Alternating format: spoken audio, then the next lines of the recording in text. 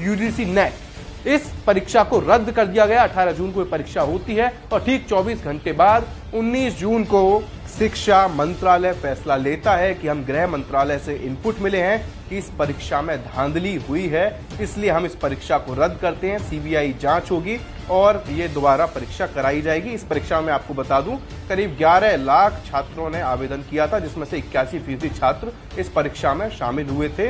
देश के कई जिलों में ये परीक्षा कराई गई थी।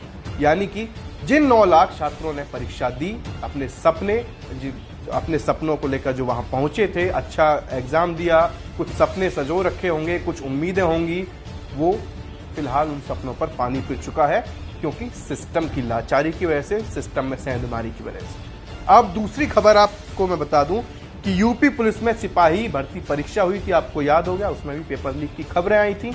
और अब परीक्षा कराने वाली गुजरात की प्राइवेट कंपनी एजुटेस्ट को ब्लैक लिस्ट किया गया है, ऐसी खबर आई है। यूपी सरकार ने उसे ब्लैकलिस्ट कर दिया है। उसका मालिक विनीत आर्य विदेश में है, यानी यहां से जा चुके हैं। उसे लगातार एसआईटी की तरफ से नोटिस भेजे गए, लेकिन उस पर कोई जवाब देने को तैयार नहीं है। और आपको जानना यह जरूरी है कि अहमदाबाद के एक गोदाम में यूपी पुलिस का जो सिपाही की जो भर्ती थी, उसकी परीक्षा का पेपर लीक हुआ था, ऐसी खबरें आई हैं। अब बात नीट की, यानी कि national eligibility cum entrance test, जिसको लेकर पूरे देश में काफी वक्त से विवाद है। 5 मई को यह परीक्षा होती है, 4 जून को रिजल्ट आता है। उसके बाद से ही पूरे देश में यह बड़ा मुद्दा बन चुका है। तमाम गड़बड़ी की खबरें 5 मई के बाद, परीक्षा होने के बाद सामने आई।